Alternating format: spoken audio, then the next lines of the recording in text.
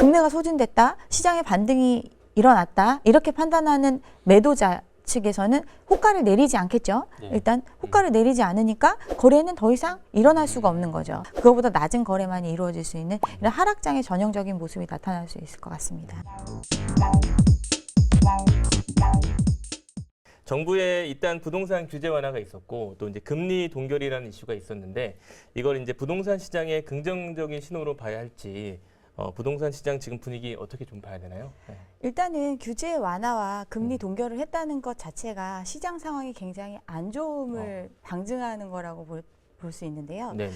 그러니까 규제를 원래는 이제 사실은 집값이 안정되지 않아가지고 정권이 교체가 되고 이 새 정부가 들어섰는데 들어서자마자 이제 집값이 하락하는 모습이 나타났어요. 네. 근데 경착륙의 시그널이 워낙 많이 나오고 있으니까 이 경착륙이 됐을 때는 급작스러운 충격으로 시장에 영향을 주기 때문에 네. 이 속도를 좀 늦춰주기 위해서 규제를 풀어준다는 것, 지금 이걸 하고 있는 거고 전반적인 이제 고금리 환경으로 가고 있는 이 상황에서 오히려 이제 금리를 동결하는 조치를 했다. 네. 그 얘기는 시장이 그만큼 급박하게 돌아가고 있다. 또 그 낙폭이 어느 정도 될지 가늠이 안 되기 때문에 이 속도를 좀 완화시키기 위한 조치이기 때문에 조금 제가 보기에는 긍정적이라기보다는 정말 시장이 굉장히 위험한 상황이다. 금리가 어쨌든 동결이 됐으니까 네. 금리의 어떤 불확실성은 좀 어느 정도 해소된 거 아니냐 이렇게 보시기도 하더라고요. 금리 이제 동결의 원인을 보면 이유를 보면 물가는 지금 이제 금리를 올린 효과가 물가 안정으로 이어지는 데까지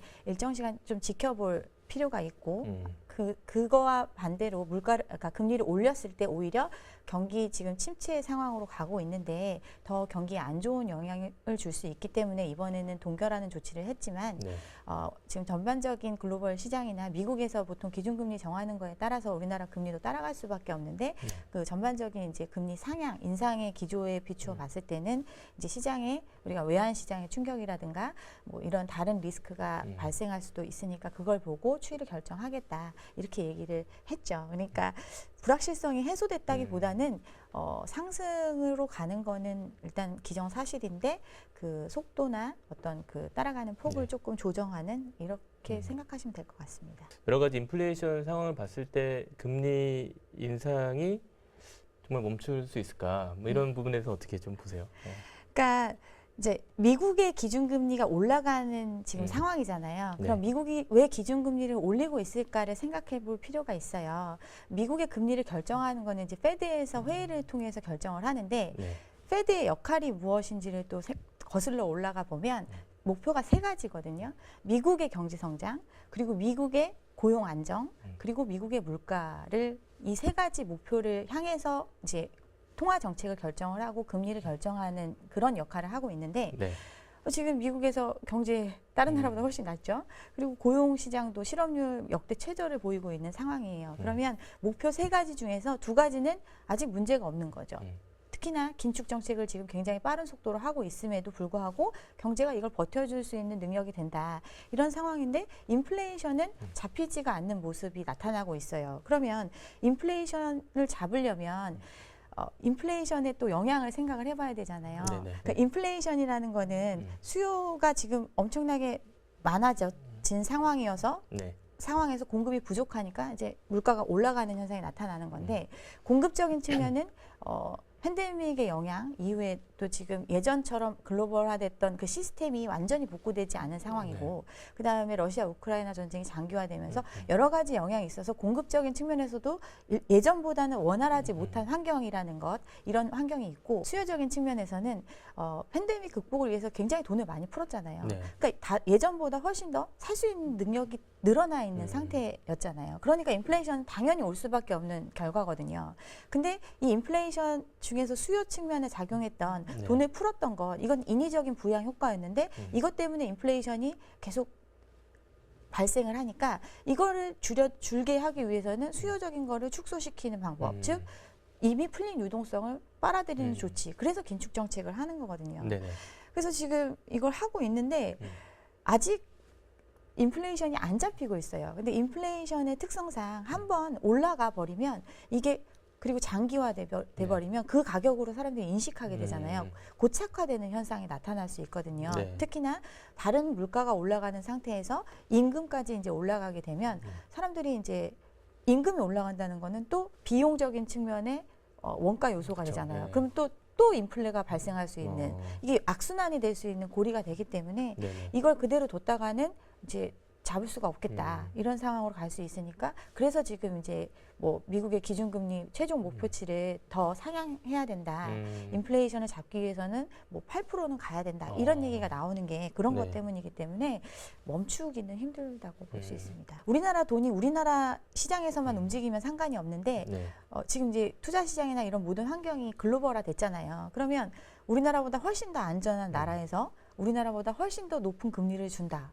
그러면 당연히 그쪽으로 돈이 쏠려갈 그럼요. 수밖에 네. 없고 그러면 우리나라 내부에 남아있는 외화의 양이 줄어드는 현상이 나타날 거고 그렇게 되면 우리나라 돈을 가지고 또 이제 달러를 바꿔서 이제 다른 물건들을 사와야 되잖아요. 환율이 안정될 수가 없는 거죠. 환율이 급등하게 되면 수출로 먹고 사는 나라에서 환율이 올라가는 상황이 되면 손해를 볼 수밖에 없잖아요. 이런 여러 가지 요소가 있기 때문에 항상 예전부터 미국보다 높은 기준금리를 유지해 왔던 게 우리나라였거든요. 네, 그렇죠. 네. 근데 이제 지금은 이제 역전된 상황이 됐고 역전의 상황이 장기화가 되지 않을 거라고 보고 있기 때문에 그냥 지금 버티고 있는 상황인데 이게 이제 장기화로 갈 수밖에 없는 상황이니까 우리나라도 금리를 올려야 하지 않을까 그렇게 생각을 합니다. 글로벌 시장은 또 이렇게 돌아가고 있는데 이런 네. 가운데 또 집값 반등에 대한 또 기대감도 있고 그러다 보니까 이제 금매물부터 좀 거래가 나타나고 있다는 좀 얘기도 들려요. 좀 어떤 상황이라고 봐야 될까요? 그러니까 완벽히 모든 게 멈추는 시장은 없잖아요. 네. 가격이 막 고점이다 해도 거래가 일어나는 경우가 있고 이제 떨어지고 있는 추세에서도 가격에 따라서 거래가 되는 상황이 발생을 하잖아요. 네. 지금 금매물부터 거래가 된다는 건 본인이 갖고 있는 기준에 비추어 봤을 때 이 정도는 내가 이거보다 더 떨어지지 않을 거야라고 판단하는 사람이 있으면 그거는 거래가 될 수 있는 거잖아요. 그렇죠. 네. 근데 이 거래량이 전체적으로 그럼 시장에 영향을 줄 수 있는 양이냐를 판단해 봐야 된다고 생각을 합니다. 네. 근데 지금 우리나라 거래량을 보면 서울의 아파트 거래량을 기준해서 생각을 해보면 한 달에 예전 평년 평균으로 보면 한 5천 건은 거래가 돼야지 그쵸. 정상적인 네. 수준이거든요. 계절적인 요인을 반영해서 조금씩 차이는 있지만 근데 지금 서울의 아파트 거래량은 6개월 넘게 반년 넘게 지금 1,000건대가 안 되는 경우거든요. 또 이 거래 건수 안에는 또 공공 매입이라든가 이런 부분들 물량까지 포함이 되어 있는 그런 네. 수치거든요.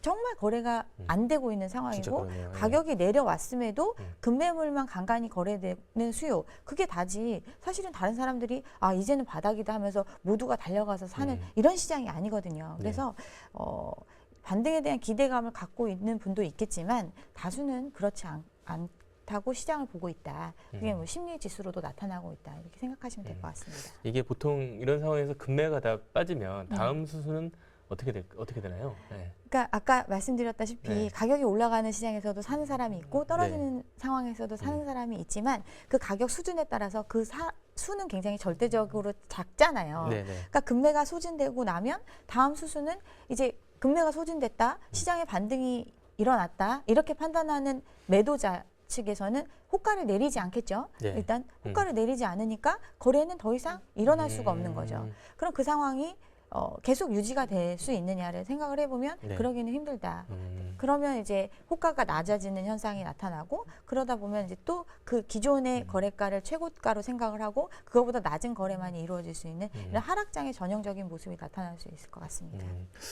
집을 꼭 팔아야 되는 분들은 이때 조금 그냥 낮춰서 빨리 파는 것도 방법이겠네요. 지금 이게 네. 현상으로 나타나고 있잖아요. 매물이 이제 반등하고 있다 그러면 사람들이 더 오를 거야 이런 기대감이 있으면 매물을 막 걷어들이는 현상이 나타나야 되는데 오히려 매물은 증가하고 있잖아요. 이때 팔자. 네, 이렇게. 이때라도 나는 만약 장기적으로 뭐 1, 2년 후에는 지금보다 더 올라갈 거야라고 기대를 하는 사람들이 많다면 매물을 걷어들이는 현상이 나타나고 매물이 줄어들어야 되는데 네. 오히려 매물이 늘어나고 있다. 이 얘기는 갖고 있는 사람들도 미래를 확신하지 못한다. 이렇게 생각하시면 될 것 같습니다. 네. 지금 이제 또 그런 상황에서 보면은 현재 집값은 어느 수준까지 좀 내려와 있다고 보면 될까요? 네.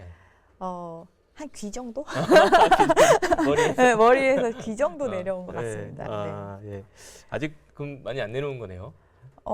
그러니까 이게 지금 우리가 이렇게 급등하는 부동산 시장을 겪은 게 불과 몇 년이 그쵸. 안 돼요. 네. 뭐 2년 사이에 2배가 되고 4년 사이에 3배가 되고 이렇게 체감할 맞아요. 수 너무 있는 정도로 급등했죠. 급등을 했는데 지금 가격이 오른 거를 가장 최근 시점까지 경험을 했던 분들은 이 가격이 진정한 가격이다 이렇게 생각을 하고 있으니까 지금 이거 그쵸. 빠졌으면 엄청 많이 빠진 거 아니야 이렇게 음. 생각을 하겠지만 전반적인 시장을 놓고 봤을 때는 너무나 급등한 시기가 단기간에 이루어졌고 그렇다면 빠지는 것도 그만큼의 낙폭이 있을 수 있다. 오히려 환경이 더 좋지 않으면 그거보다 더 낮은 수준까지도 내려올 수 있다. 이런 걸 염두에 두셔야 된다고 생각합니다. 지금 이제 뭐 정부의 압박으로 시중은행들도 좀 주담대 금리를 낮추거나 좀 이런 좀 상황인데 이런 상황들이 좀 매수세에 영향을 줄 수도 있을까요? 네.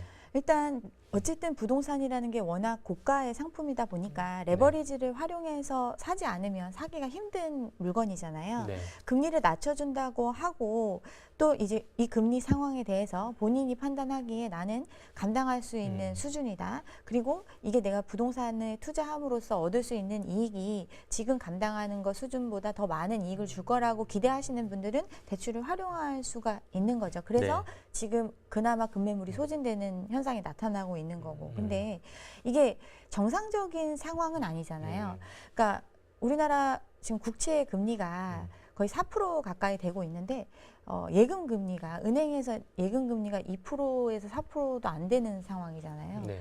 우리 은행보다 나라가 더 신용이 더 좋은데도 신용이 좋은 나라가 돈을 구하려도 그러네요, 4%인데 또. 은행은 2%만 갖고서 이제 돈을 지금 조달하고 있는 상황이잖아요. 네네. 시장 상황 자체가 조금 안 맞는 거죠. 근데 이게 인위적인 요인에 의해서 뭐 은행의 공시를 강화한다든가 뭐 경쟁 체제를 해야 된다든가 은행은 공공재다 뭐 이런 얘기를 하면서 사실은 무언의 압박을 굉장히 많이 하고 있고 다 보고하게 하고 그쵸. 지금 이러고 네, 있으니까 정상적인 상황에서 나오는 금리 수준이 아니기 때문에 일시적인 현상 이라고 볼 수 있고 전반적인 시장의 금리 흐름에 비추어 봤을 때는 계속 유지되기는 어렵다고 판단이 되고 이런 거를 이제 인식하시는 분들은 지금 뭐 당장 몇 프로에 준다고 하더라도 이거를 이제 섣불리 뭐 대출을 하진 않죠. 그래서 대출 규모도 좀 줄어든 것도 있고요. 또 이제 정부가 뭐 어쨌든 집값 하락을 막기 위해서 좀 규제 완화책을 계속 내놓고 있는 상황이잖아요. 앞으로 또 어떤 게 나올지 모르는 상황인데 이런 좀 대책들은 어떻게 영향을 좀 줄까요? 네.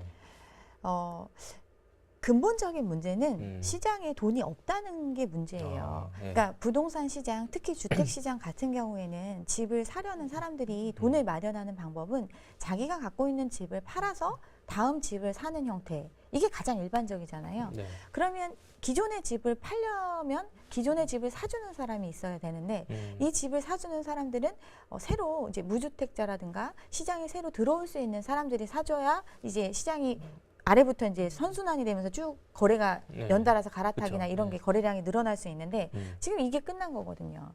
영끌이라는 게 한참 유행을 했었던 시기에 이미 들어올 사람들 다 들어와서 그 사람들이 감당할 수 없는 빚을 지고 지금 집을 가지고 있는 상태잖아요.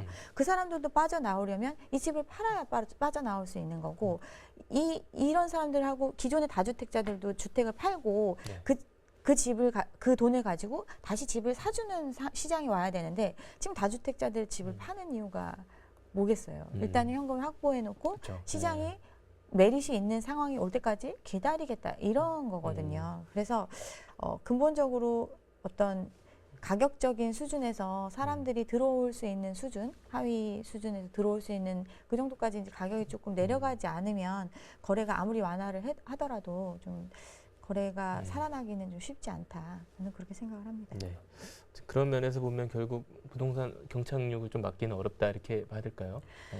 그러니까 착륙이라는 게 결국 위에서 아래로 떨어지는 거잖아요. 네네. 그럼 경착륙이라는 거는 급격하게 떨어지는 걸 말하고 연착륙은 이제 조금 완만히 떨어지는 그러네요. 걸 얘기하는 건데 음. 일단은 추세적으로 떨어지고 있는 시장이다. 근데 경착륙이라고 볼 수 있을 만큼 최근 한 6개월 사이에 뭐 거의 4, 5억씩 막 뚝뚝 수억씩 떨어지는 상황이었는데 이제 규제를 풀어줌으로써 약간 지금 한 박자 쉬어가는 이런 타이밍이거든요. 그렇지만 뭐 구조적인 문제이기 때문에 뭐 피하기는 어렵지 않을까 저는 그렇게 생각을 합니다. 네. 또 이제 그 가계부채 문제도 여전한 상황이고 또 더 위기가 좀 커졌다는 얘기도 있는데 지금 이 위기가 좀 앞으로 어떻게 좀 나타날까요? 네. 그러니까 가계부채가 이제 뭐 박근혜 정부 때 한 1,000조 정도 됐었고 그 이후로 이제 문정부를 통해서 한 1,900조까지 이제 지금 늘어난 상황이잖아요. 거의 네. 2배 가까이 가계부채가 늘어난 상황인데 이 부채는 사라지지가 않잖아요. 그러니까 우리가 집을 사서 집값이 얼마나 올랐다고 해서 자산이 내가 많이 형성이 된 것 같지만 네. 집값이 하락을 하게 되면 그 자산 가치는 하락을 하잖아요. 그렇지만 빚의 규모는 줄지 않거든요.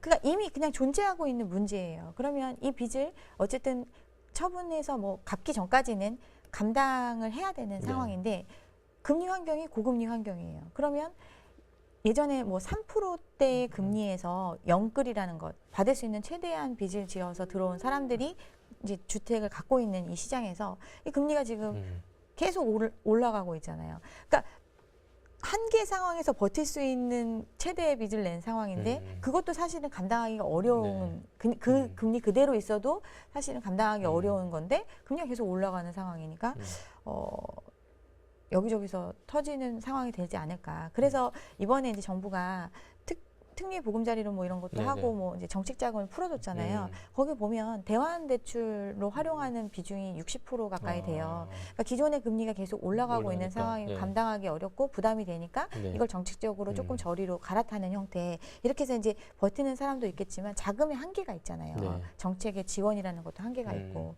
그래서 이제 좀 버티지 못하는 사람들이 많이 늘어나지 않을까. 하반기에는 더 많이 늘어날 거로 저는 봅니다. 이 집값과 전세값이 동시에 하락하는 지금 상황인데 앞으로 전세 시장에서 좀 벌어질 일 어떻게 좀 예상하고 계시나요? 일단은 이제 전세 사시는 분들이 되게 불안감을 많이 느낄 맞아요. 수 있는 네. 그런 시장 상황이기 때문에 뭐 보증보험 이런 것도 더 가입을 하려고 하고 또 자구책으로 내가 이제 집값이 어느 정도 하락했을 때도 이 전세금을 돌려받을 수 있는 이제 안전한 네. 수준의 전세가율을 보이고 있는 그런 집들로 이제 이동이 많이 있을 수 있다 이렇게 생각을 합니다.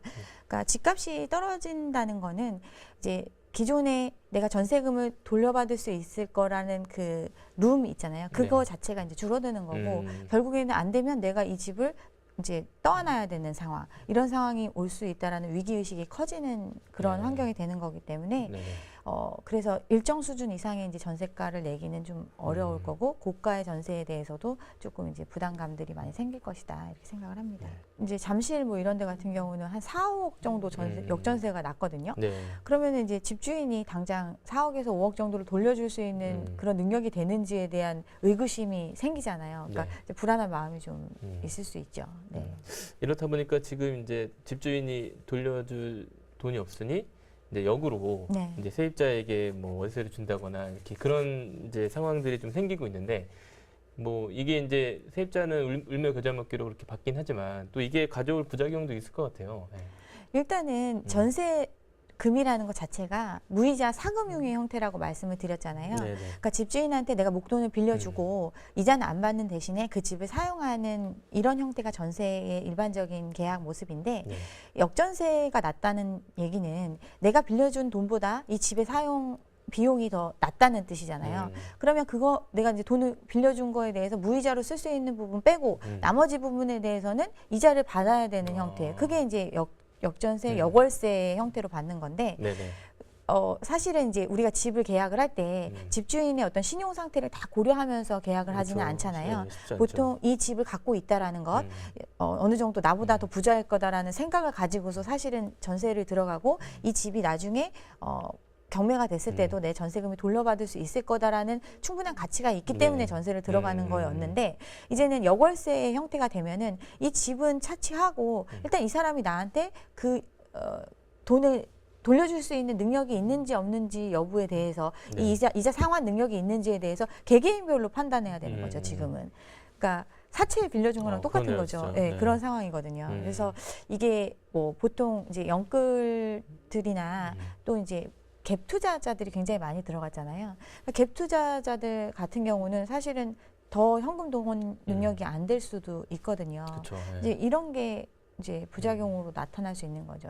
원금을 돌려받지 못하는 형태, 언제 돌려받을지 이제 네, 기약 네, 없는 형태가 네, 되는 거죠. 네. 그러니까 이게 지금 당장은 뭐 그렇게 월 이자를 받더라도 네, 나가고 싶을 때 그 보증을 받아야 되는데 그렇죠. 집주인은 뭐 당장은 이걸로 해결했다지만 나중에 실제로 전세 시장이 더 떨어지면 그렇죠. 아니면 더 이 상태로 유지되면 못 돌려줄 거 아니에요. 그러니까 역전세라는 게 결국은 그러니까 무이자로 빌렸었던 돈 중에 일부를 원금을 일부 상환하는 형태인 거죠. 네. 은행으로 치면. 일부 상환을 하려면 자기가 소득을 통해서 그만큼 돈을 모아놨거나 네. 어떤 자산의 증식을 통해서 번 돈으로 이걸 메꿔줄 수 있는 게 돼야 되는데 지금은 이제 그게 좀 불확실한 상황이니까 참 걱정이 많이 되는 시장 상황입니다. 이건 또 다른 얘기긴 한데 이런 분들에게 좀 조언을 해주신다면 어떻게 좀 해야 될까요? 그러니까 뭐 자기 보증금을 보호하기 위한 뭐 여러 가지 법적으로 방법도 있잖아요. 네. 일단은 그래서 제가 이제 초창기부터 말씀드렸던 거는 보증보험을 활용을 해라. 그때는, 네. 보험료를 좀 부담을 하더라도 어쨌든 돌려받을 수 있는 그 돈을 이제 채무를 그쵸, 네. 채권을 이제 내가 회수해야 되는 그 절차를 내가 직접 하는 게 아니라 정부에서 해주는 거니까 그런 골치 아픈 일에 휘말리지 않아도 되니까 일정 수수료를 내고라도 보증보험을 들어라 이렇게 말씀을 드렸던 거고 두 번째는 전세를 들어가는 집을 고를 때 네. 기본적으로 내가 이 전세금으로 이 집을 매입해도 된다라는 판단이 됐을 때 그 네. 집을 들어가라라고 제 채널을 보시는 분들한테는 말씀을 많이 드렸었거든요. 네네. 그래서 최악의 경우는 내 이 전세가로도 이 집을 매입하는 떠안을 수 그것까지 있다라는 그 생각을 하고. 정도까지 생각을 하고 전세를 구하셔야 된다고 생각합니다. 또 지금 이제 상대적으로 이제 월세를 선호하다 보니까 월세가 또 좀 올라가는 그런 상황이고 그러다 보니까 또 그 부담 때문에 전세로 좀 돌아서는 수요가 좀 생긴다 이런 좀 분위기도 있는데 이런 상황들은 좀 어떻게 봐야 될까요? 네. 월세가 올라간다는 거는 좀 한계가 있어요. 이게 월세라는 거는 매달 부담해야 되는 비용의 문제이기 때문에 우리가 통상적으로 이제 근로소득이나 어떤 그런 활동을 통해서 얻을 수 있는 돈이 네. 한정돼 있잖아요. 매달 현금 흐름이. 그래서 사실은 지불할 수 있는 월세는 한계가 있는데 월세를 선호한다고 하니까 이제 조금씩 더 올려받으려고 그쵸. 호가가 네, 올라갈 네. 거 아니에요. 그 올라간 호가를 맞춰줄 것이냐 시장에서 그게 안 되기 때문에 그럴 거면 차라리 뭐 조금 더 안전하게 내가 나중에 돈을 돌려받을 수 있는 조건의 집으로 전세를 가겠다. 이렇게 전세 수요로 전환이 되는 거지 이게 뭐 무작정 올라가서 뭐 이렇게 되는 거는 아니라고 생각을 합니다. 네네. 알겠습니다. 지금 이제 뭐 강남 지역도 네. 지금 뭐 입주가 또 되면서 전세값이 크게 좀 하락하고 있는 그런 상황인데 이 강남발 전세값 하락이 결국 또 집값에도 영향을 줄까 어떻게 좀 보시나요? 전세가라는 거는 결국 집값의 하방 지지선 역할을 하거든요. 네. 이 사용 가치 측면에서 이 돈을 내가 주고서는 이용하고 싶다. 이런 수요가 기본적인 실수요, 아주 베이스에 깔리는 실수요의 개념이라고 볼 수 있는데 이거 자체가 이제 가격이 떨어지고 있는 시장이거든요. 네. 가격이 떨어지는 이유는 강남에 지금 그만큼 많은 물량이 공급되고 있기 때문에 전세가가 지금 떨어지고 있는 거잖아요.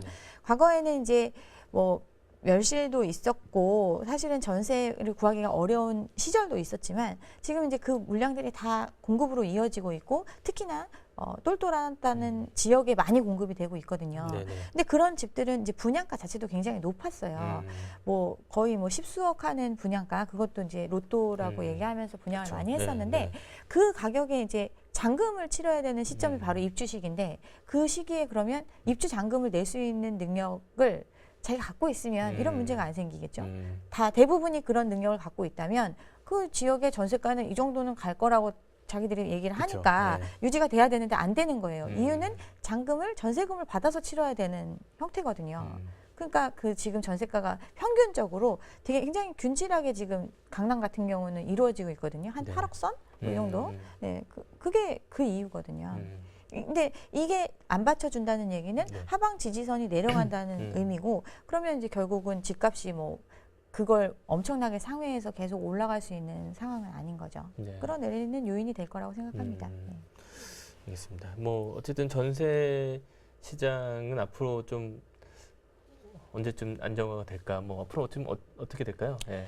일단은 전세 제도 자체가 우리나라에만 있는 특수한 형태이기 때문에 네. 아예 뭐 사라지지는 않을 거라고 생각을 합니다. 왜냐하면 전세라는 거는 이제 매매로 가기 전에 어떤 자금을 모으는 강제적인 저축 수단이 되기도 하고 네네. 또 뭐 자녀들한테 증여의 수단으로도 사실은 이제 새로 이제 가정을 이뤄서 시작하는 그쵸. 경우에 네. 전셋집이라도 마련해 주자 뭐 이런 개념으로 이제 들어가는 거기 때문에 돈을 그런 흐름이 있기 때문에 그런 니즈가 가 항상 있기 때문에 일정 수요가 있는 그런 시장이긴 한데 이게 뭐 워낙 공급이 많은 시장 상황이고 그리고 이제 뭐 많은 분들이 또 내 집 마련을 하신 경우도 굉장히 많잖아요. 근데 내 집 마련을 내가 원하는 지역에 하지는 또 않은 경우도 그쵸. 많잖아요. 네. 그러면 이제 그 집을 전세 주고 다른 집을 전세 온다든가 이런 수요들이 있기 때문에 뭐 어느 정도는 유지가 되겠지만 공급이 워낙 많은 상황이기 때문에 좀 안정화되는 형태로 가지 않을까. 정부의 이제 둔촌주공 살리기라는 정책 이제 규제 완화를 그때 마침 내놨는데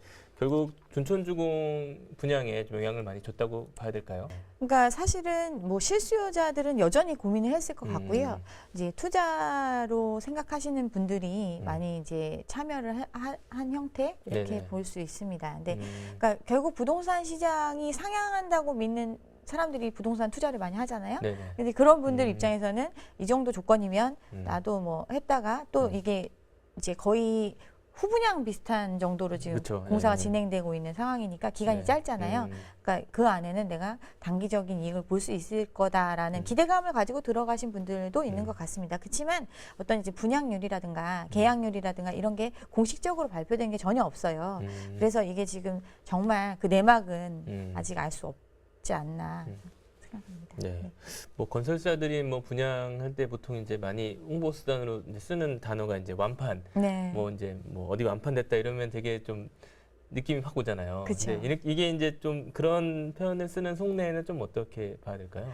그러니까 완판이 됐다 그러면 네. 우리가 품절 그러니까 어떤 인기 상품이 품절됐다 그쵸, 그러면 예. 못 산 걸 굉장히 후회하는 심리가 예, 막 그런 또, 심리가 예, 심리를 자극할 수 있잖아요. 그래서 분양이 완판됐다라고 선언을 하는 이유는 이 상품이 이 아파트가 정말 시장에서 굉장히 상품성이 있다. 또 많은 사람들이 이걸 갖기를 원한다라는 걸 보여주는 효과가 있거든요. 네네. 그래서 이제 완판 선언을 하는 거거든요. 근데 사실은 이게 뭐 계약률도 밝혀지지 않고 완판에 대해서 뭐 이거 안 하면 안 밝히면은 무슨 뭐 처벌이 있거나 이런 건 아니니까 네. 뭐 완판 됐다고 해도 뭐 99% 분양 완료 이러고서는 네네. 이제 몇 개씩 더 파는 경우도 있잖아요. 그러니까 뭐 오히려 이제 다음 단계의 마케팅으로 접어드는 뭐 그런 방법의 일환이라고 볼 수 있습니다.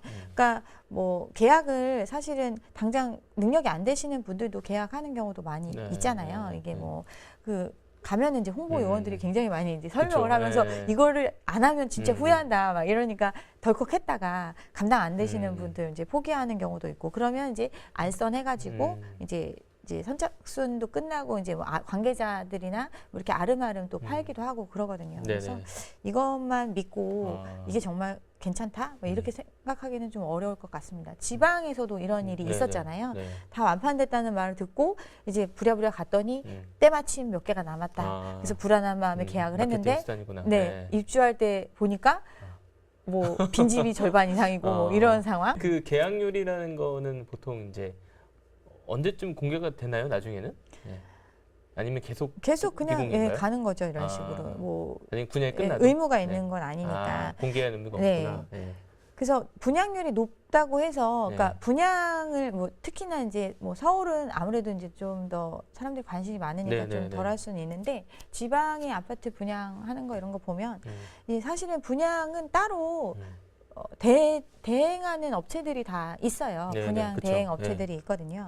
그러면 이제 그 업체들이 조직적으로 이제 분양률을 높이는 네. 이런 걸 하거든요. 뭐 한 사람 명의로 뭐 10채씩 사는 경우도 있고 사실은 이렇게만 해도 분양률이 확 올라가잖아요. 네네. 그럼 남들이 보기에는 벌써 분양률이 뭐 60% 70% 됐다니까 내가 이제 조금 더 좋은 조건으로 해준다, 또 조금 할인해준다, 뭐 이런 거, 뭐 네네. 이자를 지원해준다든가 뭐 이런 부분들에 이제 내가 이러면 조금 더 싸게 사는 거다 이런 생각으로 또 계약하는 진성 계약자로 네네. 바뀌는 거죠. 네네. 이런 식으로 이제 채우는 경우가 워낙 많기 때문에 꼭 이제 분양률이 높다고 해서 그 상품이 정말 진정 핫한 상품이다 이렇게 판단하기는 좀 어렵다고 볼 수 쉽지는 않다. 있습니다. 네네. 네. 일단 뭐 지금 이제 둔촌주공에 대한 급한 불은 정부도 껐고 네. 또 이제 그 이후에 이제 또 뭐 무순위 청약 요건도 완화하고 여러 가지 규제를 완화하는 상황인데 네. 앞으로 좀 분양을 앞둔 단지들은 좀 어떤 지금 마음일까요? 네. 이제 급한 불은 껐는데 앞으로 물량이 안 나온다 그러면 모르겠는데 네. 지금 대기하고 있는 물량이 워낙 많아요. 이게 한 단지 한 단지 끈다고 해서 네. 지금 다 해결될 수 수 없죠. 있는 상황이 네. 아니잖아요. 그러니까 결국에는 정말 이제 분양가를 그럼 이제 판단을 하겠죠. 분양가를 좀 지금 말하는 시세보다 현저히 파격적으로 낮춰서 분양 완판을 시키고 어떤 금융 리스크를 덜어내겠다. 네, 네. 이렇게 판단하는 그 사업장이 있을 거고 아니면은 아니다. 우리는 고가로 가도 결국에는 다 팔 수 된다. 있다. 이런 생각을 갖고 있는 사업장은 또 이제 기존 가격을 고수할 거고 이런 거에 따라서 청약 시장도 조금 나뉘지 않을까 생각을 하는데 전반적인 시장에 돈이 많지 않은 상황이기 때문에 네. 이게 전부 다 소화되기는 어렵지 않을까. 그래서 사실은 이제 지금 미분양 물량이 늘어나고 있는 추세고 네. 또 정부도 이 미분양 물량이 지금 굉장히 뭐 위험한 수준은 아니라고 얘기는 하지만 네. 벌써부터 막 대책을 내놓는 이유가 너무 자명한 결과이기 아. 때문에 이렇게 행동하고 있는 거라고 저는 생각합니다. 네. 그 미분양 지금 늘어나는 게 그 지금 말씀하신 대로 진짜 그런 좀 논란이 있는 것 같아요. 이 정도면 네. 감당할 수준이다. 아니면 좀 위험한 수준이다. 네. 이제 그런 논란들이 있는데 정부가 행동하는 걸 보면 어느 정도 좀 분위기를 좀 볼 수 있다 이렇게 봐야 되나요? 그러니까 정부가 예상하고 있는 그 미분양의 위험 수준이 음. 7만 가구라고 하잖아요. 네네. 7만 세대 정도를 기준으로 그거보다 넘어가면 이제 위험하다 뭐 이런 얘기를 하는데 미분양이 많이 쌓일 걸로 예상을 지금 하고 있는 거죠. 지금 늘어나는 속도는 뭐 한 달에 뭐 10,000채씩 늘어나고 막 네네. 이런 지금 상황이잖아요. 10,000채면은 서울 아파트 전체 거래량 작년에 15,000채였는데 그 중에 뭐 10,000채 가까이가 한 달 동안 안 팔리는 물량이 쌓이는 건데 앞으로 공급이 끊어지는 게 아니라 계속, 그 전에 네. 19년도, 20년도에 공급 부족을 엄청나게 얘기를 했잖아요. 그 20년, 뭐 21년 분양을 굉장히 많이 했고 이 물량들이 다 시중으로 들어오는 상황에서 미분양이 더 많이 그러니까 급증할 수 있는 환경인 거를 네. 이미 인식하고 있는 거예요. 근데 미분양이 생기면 너무 많은 문제가 발생을 하는 거죠. 그러니까 미분양이라는 거는 이제 PF 시장의 부실 문제가 지금 굉장히 불거지고 있잖아요. 네네. 그러니까 PF라는 게 어떤 프로젝트의 사업성만 보고서 돈을 빌려주는 금융 형태가 PF인데 PF의 끝은 이 돈을 다 갚아내고 내는 데 있잖아요.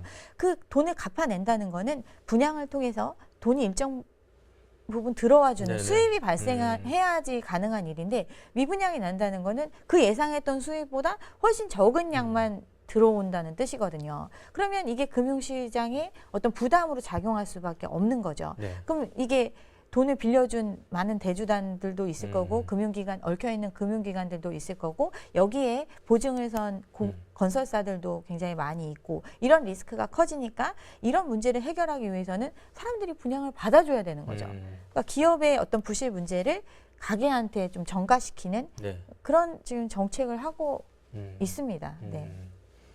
그렇구나. 지금 이제 말씀하셨듯이 미분양 문제가 좀 심각한데 네. 또 분양가는 계속 오르는 그런 상황이라고 얘기를 하고 있는데 이게 좀 그러면 더 악화되는 쪽으로 가는 걸까요? 네. 그러니까 요즘에 기사가 많이 네. 나오는 게 네. 시장은 얼어붙어도 분양가는 앞으로 계속 오른다. 뭐 이런 얘기가 맞아요. 진짜 많이 네, 나와요. 그 이유가 네. 이제 인플레이션이 있으니까 물가가 올라가는 상황에서 뭐 원가도 원자재 값도 오르고 인건비도 오르고 뭐 그 표준형 건축비도 그쵸. 그래서 올라갔고 네. 그렇기 때문에 분양가는 더 올라갈 수밖에 없다. 음. 이렇게 얘기를 하면서 지금 사람들의 불안을 자극하고 있는데 네.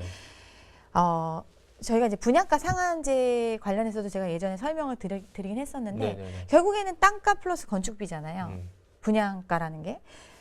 땅값은 부가가치가 없는 거잖아요. 땅은 그냥 원래 그냥 가격인 그쵸. 거잖아요. 네. 그러면 이게 땅값이 근데 분양가에 차지하는 비중이 엄청 높아요. 그러니까 지방에서 분양하는 아파트는 뭐 1,000만 원에 분양하면 서울에서 5천만 원에 분양하는 이유가 건축비의 차이 때문에 그걸 땅값 분양하는 건 때문이구나. 아니잖아요. 네. 대부분의 가격이 땅값에 있다고 볼 수 있는데 그러면 경기가 안 좋아지고 이 가격에 물건이 안 팔리면 땅값에 대한 그 가격 가치가 떨어질 수밖에 없는 거고 그럼 분양가가 내려가는 거거든요. 아무리 건축비가 올라가더라도.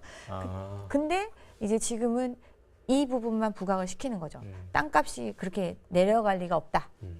건축비가 올라가니까 분양가 계속 올라갈 수밖에 없다. 이건 근데 뭐 파는 사람 입장에서는 무조건 비싸게 팔아야지 되니까. 왜냐하면 이 사업을 하면서도 다 돈을 빌려서 사업을 해왔는데 네. 금융비용은 훨씬 많이 올라갔잖아요. 그러니까 여러 부분에서 기존에 계획했던 것보다 비용적인 측면이 올라가 있으니까 네. 받을 수 있으면 더 많이 받기를 원하고 그런 기준으로 분양가를 책정을 하겠죠. 그렇지만 시장에서 소화가 안 되는 거니까. 네네. 그래서 아까 말씀드린 것처럼 어떤 사업장은 이런 것들을 최소화하고 내가 먹는 이익을 줄이는 한이 있더라도 이 사업을 이제 종결시키겠다 이런 입장으로 가는 사업장은 분양가를 낮출 것이고 네네. 그렇지 않은 데는 이제 분양가를 고수하겠죠. 네. 그런 면에서 보면 분양가가 무작정 오른다는 얘기는 좀 다른 얘기네요. 네, 조금 다르게 보셔야 될 것 같습니다. 음. 올려놓은 분양가에도 안 팔리면 할인 분양할 수밖에 없거든요. 네. 네네. 알겠습니다. 지금 이제 뭐 미분양도 그렇지만 이제 준공된 아파트 입주가 또 안 돼서 문제인데 네. 뭐 기존 집은 또 안 팔리고 또 세입자는 구하기 어려워서 또 입주가 안 되는 상황이 있잖아요. 이런 상황들은 좀 언제까지 갈까요? 계속 가겠죠. 이 상황은. 그러니까 준공된 아파트가 네. 입주가 안 되는 이유가 기존 집이 안 팔려서 그다음에 세입자를 음. 구하지 못해서 이게 가장 큰 사유거든요. 네네. 기존 집이 안 팔려서 이 얘기는 돈이 없다는 뜻이죠. 아, 기존에 내 자산을 처분해서 네. 그 돈을 마련해서 새 집으로 들어가야 그쵸. 되는데 네. 그 길이 막힌 거고 음. 세입자가 안 구해진다는 거는 나 대신에 이 돈을 내주고 잔금을 들어와서 치러줄, 잔금을 네. 치러줄 사람을 못 구했다는 뜻이거든요. 이 얘기는 이걸 분양받은 사람들이 이 대금을 자력으로 치를 지금 능력이 없는 거죠. 네. 그럼 그 사람들이 어디서 돈을 마련해야 되는 거잖아요. 이 문제는 나라가 해결해 줄 수 있는 문제는 아닌 거죠, 사실은. 네. 그러니까 이 상황이 언제까지 될 것이냐? 이런 사람들은 그럼 감당이 안 되니까 이제 마이너스 P로 던지겠죠. 자기가 감당이 안 되는 사람이니까 그냥 내 자본을 잃더라도 네. 이 빚의 부담감에서 벗어나기 위해서는 마이너스 P로라도 팔아야 되는 거죠. 분양가보다 낮게라도. 그래서 아직 아파트 시장에서는 이제 대구 같은 경우는 이미 나타나고 있지만 네네. 이제 아파트 시장은 주거 상품 중에서는 가장 좋은 클래스잖아요. 네. 근데 이제 아파트 대체 상품으로 분양했던 것들, 오피스텔, 뭐 도시형 생활주택 뭐 이런 애들 있잖아요. 네네. 그런 애들은 지금 다 마이너스 P를 보이고 있거든요. 그러니까 이제 결국에는 이들이 조금 정리가 되고 나면 이제 그걸 마이너스 P를 주고라도 사는 사람들, 네. 이런 사람들은 이제 이걸 감당할 수 있는 사람들로 바뀌는 거니까 그런 상황이 이제 이어지고 나야 이 네. 지금 미입주 문제나 이런 것들이 좀 해결될 수 있지 않을까. 한동안은 좀 이런 문제가 계속 좀 될 수밖에 없겠네요. 이게 그쵸. 해소될까지는. 네네. 네, 지금 뭐 부동산 시장 전반적으로 좀 우울한데 네. 앞으로 좀 이런 부동산 시장 거래나 또 이런 것들이 좀 언제쯤 살아날 수 있을까요? 네. 그러니까 시기적인 문제도 중요하지만 결국은 가격이 저는 문제라고 생각을 아, 합니다. 네. 거래량이 살아나려면 사람들이 살 수 있는 가격 수준으로 내려와줘야 거래량이 살아나는 거거든요. 네네. 그러니까 그게 투자자가 됐든 실수요자가 됐든 이 가격에 대해서 내가 감당할 수 있는 정도의 수준까지 내려오지 않으면 거래량은 뭐 일부 소수의 움직이는 거래량은 있을지언정 네. 전반적인 거래량이 살아나기는 쉽지 않다.